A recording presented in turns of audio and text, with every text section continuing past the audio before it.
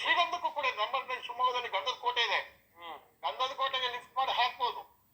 ನೋಡುವ, ಇನ್ನು ಸಮಯ ಬಿದ್ದಿಲ್ಲ. ಅದು ಬೆಸ್ಟ್ ಬೆಳೆದಷ್ಟು ಒಳ್ಳೇದೇ ತಾನೆ. ಬೆಳೆಸ್ತಾ ಇದ್ದೇನೆ, ಇನ್ನು ಬೆಳೆಲಿ ಅಂತ. ಓಕೆ, ಟೀಕಿಗೆ ಸುಮಾರು ನಮ್ಗೆ ಮೋಸ ಇಲ್ಲ. ಟೀಕಿಗೆ ಬೇಕಾದ ಒಳ್ಳೆ ಬೆಲೆ ಸಿಗುತ್ತೆ, ಮಾರ್ಕೆಟಿಂಗ್ ಕೂಡ ಇದೆ. ಸರ್, ಈಗ ಶ್ರೀಗಂಧಕ್ಕೆ ನಾವು ಮಾತುಕತೆ ಮುಂದುವರಿಸಿದ್ರೆ, ಗಿಡ ನೀವು ಅಷ್ಟೊಂದು ಪ್ರಮಾಣಕ್ಕೆ ನಾಟಿ ಮಾಡಿದಾಗ ಗಿಡ ಏನಾದ್ರು ರೋಗ ಕೀಟ ಏನಾದ್ರು ಬಂದು ಸತ್ತೋಗಿ ನೀವು ಅದಕ್ಕೆ ಕ್ರಮ ತಗೊಂಡಿದ್ಯಾ? ಅದು ಹೆಚ್ಚಾಗಿ ಶೀತಕ್ಕೆ ಗಿಡ ನಶಿಸೋದು ಉಂಟು ನೋಡಿ. ಇದೆಲ್ಲ ಶೀತ ಜಾಸ್ತಿ ಆಯ್ತು, ವಿಪರೀತ ಮಳೆ ಆಯ್ತು. ಅದಕ್ಕೆ ರೋಗ ಸಸಿ ಚಿಕ್ಕದಿರುವಾಗ ಸಣ್ಣದಿರುವಾಗ ಅದಕ್ಕೆ ಕೆಪಾಸಿಟಿ ಇರೋದಿಲ್ಲ. 4-8 ದಿವಸ ನೀರಿಲ್ದು ಬದುಕಲ್ಲ, ನೀರು ಹೆಚ್ಚಾದ್ರೂ ಬದುಕಲ್ಲ.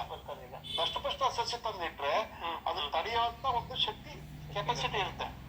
ನಾವು ಸ್ಟಾರ್ಟಿಂಗ್ ತಂದಾಗ ಒಂದು 10% 15% ಸತ್ತಿರ್ಬೋದು. ಆಮೇಲೆ ಗಿಡ ಬೆಳೀತಾ ಇದ್ದಂಗೆ ಏನಾದ್ರು ಕಾಂಡ ಕೊರಕ ಆ ತರದ ಏನು ಸಮಸ್ಯೆ ಬಂದು ಏನಾದ್ರು ನೀವು ನೋಡಿದ್ಯಾ? ಅದಕ್ಕೆ ಕೊಡ್ಬೇಕು.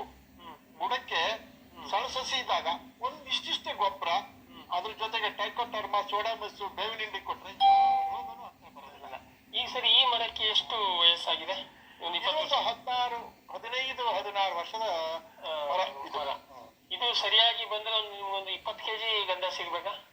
20 kg ಓನ್ಲಿ ಬೇರಲ್ಲಿ ಸಿಗುತ್ತೆ. ಈ ಮರ ಬೇರಲ್ಲಿ ಸಿಗತ್ತೆ. ಓಕೆ, ಇದ್ರ 100 kg ಬರುವಂತ ಚಾನ್ಸಸ್ ಇದೆ. 100 kg ಮೇಲೆ ಅಲ್ಲ, ಅಂದಾಜು ಪಕ್ಕ ಹೇಳಕ್ಕಲ್ಲ. ಇದು ಮಿನಿಮಮ್ ಒಂದು 40-50 kg ಬೋಕ ಇಲ್ಲ. ಒಳಗಿನ ಹಾರ್ಟ್ ವುಡ್ ಹೇಳ್ತಾರೆ. 50 kg. ಮರ ಇದು ಎತ್ತಕ್ಕಾಗಲ್ಲ. ಇದು ಕೊಂಬೆವರೆಗೂ ಎಲ್ಲದೂ ಬಳಕೆ ಬರುತ್ತೆ ನೋಡಿ. ಈ ದಪ್ಪದ ಮರವರೆಗೂ ಎಲ್ಲ ಇದೆ. ಆಮೇಲೆ ಅದ್ರಲ್ಲಿ ವೈಟ್ ವುಡ್ಡಿಗೂ ಸಾಧಾರಣ ಬೆಲೆ ಇದೆ. ಇದರಲ್ಲಿ ವೇಸ್ಟೇಜ್ ಯಾವ್ದಿಲ್ಲ. ಈ ಚಕ್ಕೆಗೆ, ಸಿಪ್ಪೆಗೆ, ವೈಟ್ ವುಡ್ಗೆ ಒಂದು ಬೆಲೆ ಕೊಡ್ತಾರೆ. ಎಲೆ ಒಂದು ಬೇಡ, ಅದೇ ನಮ್ಗೆ ಬೇಕು, ಗೊಬ್ಬರ ಆಗ್ತದೆ. ಅದೇ ಸೊ ಹಾಗಾಗಿ ನೀವು ಇದನ್ನ ಕಟಾವು ಮಾಡಕ್ಕೆ ರೆಡಿ ಮಾಡಿದ್ದೀರಿ, ಬಟ್ ಯೋಗ್ಯ ಬೆಲೆ ಬರ್ಲಿ ಅಂತ ಕಾಯ್ತಾ ಇದ್ದೀರಿ. ವೇಟ್ ಮಾಡ್ತೇವೆ.